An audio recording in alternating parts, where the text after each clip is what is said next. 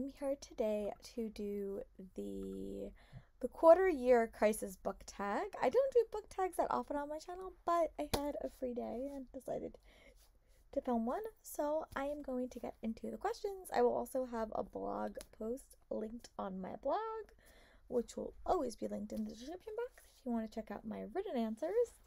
So the first question for this is, how many books have you read so far this year? I do include listening, and I do include audiobooks, and I do include rereads. But right now, at the time of this filming, I have read 58 books, which my Goodread goal is always 100 books.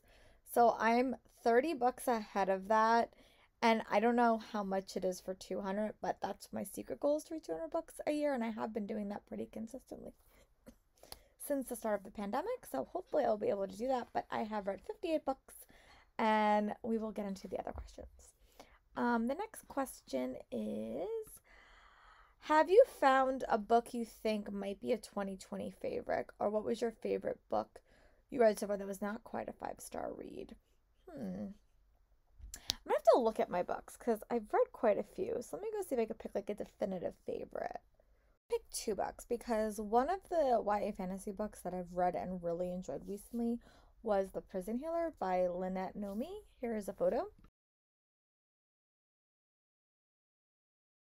This main character, names escape me. I think her name is Ziva, and she works as a prison healer at like a camp where she's in prison for something her dad did, and you sort of follow her as she's trying to keep the rebel queen alive on the orders of her family. And she basically decides that she is going to kind of take on the queen's she's gonna kind of be like, she kind of has to like do some challenges to like make sure that the queen stays alive on behalf of her family who's still out in the world.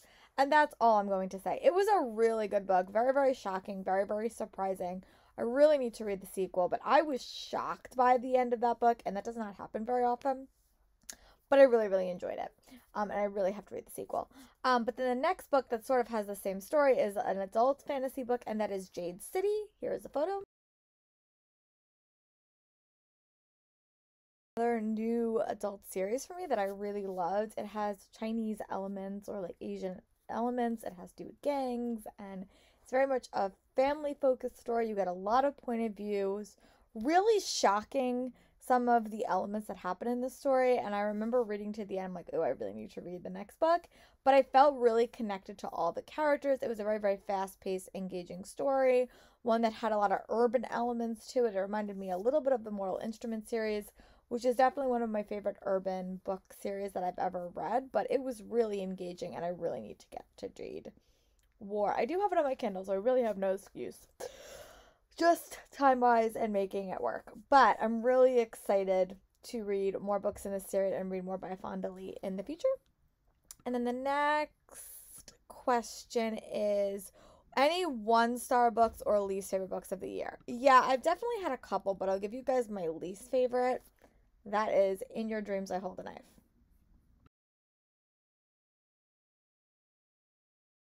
So much with unlikable characters, and that's why I really struggle sometimes reading adult thrillers, because all the characters tend to be incredibly unlikable.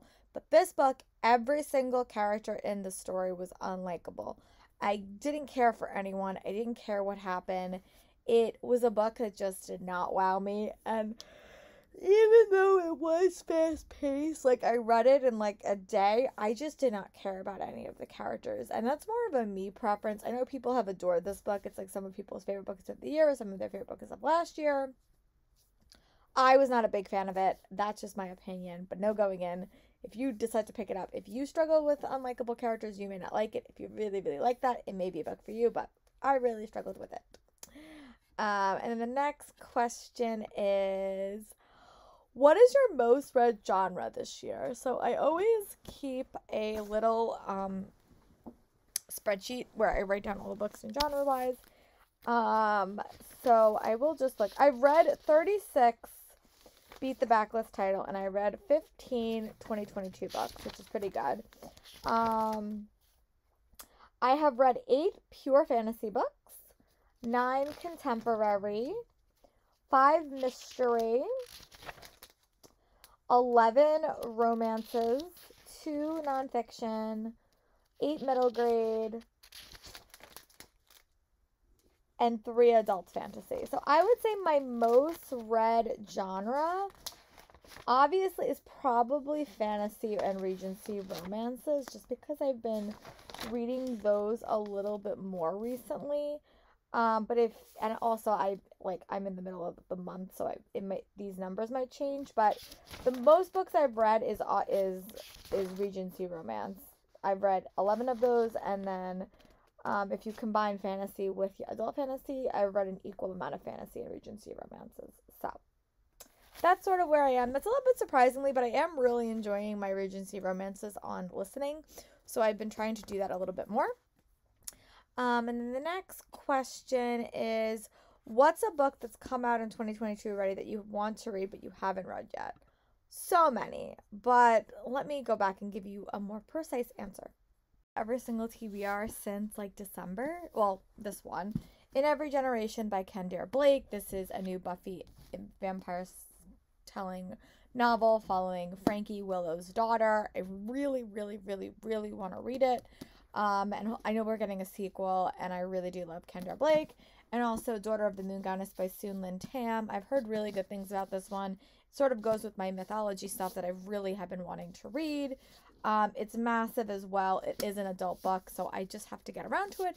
But I have heard it's sort of like it's sort of like an even place between middle grade and middle grade YA and adult. So I think this will be a really, really good book for me. So these are 2 that are high on my TBR, and hopefully I get around to reading them soon. The next question is, what is a book that surprised you? Towards the tail end of 2021, I was really struggling with adult fantasy. I wasn't reading a lot of it. And that is why when Margaret's Word Nerd Challenge popped up, I decided to try to read a fantasy book every single month.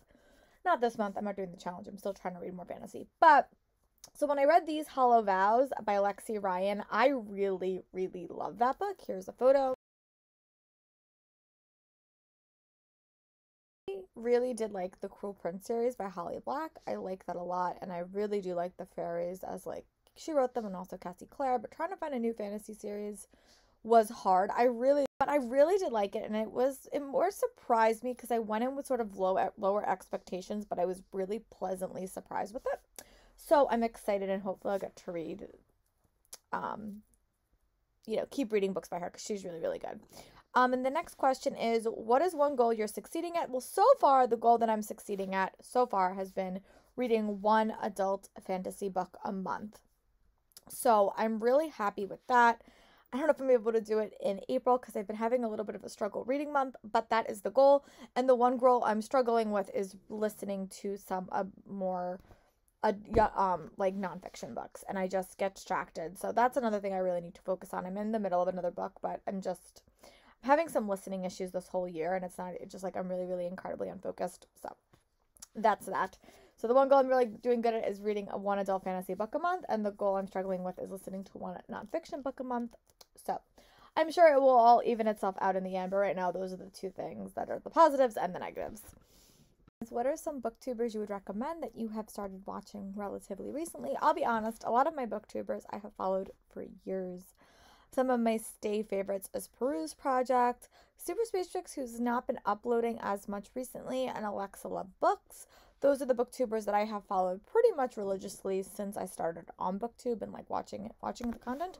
But those some that are a little bit newer is Riley Marie and Peace Love Books. I recently joined her membership, and she's just really, really fun. They read a lot more romances than I do, so I tend to get a lot of romance recs from them and just weed through what the stuff that I'm actually interested in. Also, Peace Loves Books has read a lot of historicals, which I have been trying to get into, and she has given me a bunch of recommendations. So, and also, Peruse Project as well reads a lot of fantasy, which I don't read. Some of the content creators have been going in directions I haven't been the biggest fan of, but most of them, I love Alexa Love Books. Her and Alexa and her husband Mackie, they do content a lot. So, all the girls on the Avenger Reading Challenge, I tend to follow. I tend to follow a lot of people. I'm going to try to hunt for some new creators in the next couple of months. So if you have any recommendations, comment below, especially smaller creators, because I like to give them a little bit of an up boost if possible. But thank you guys for watching this video, and I will talk to you for our next one. Bye, friends.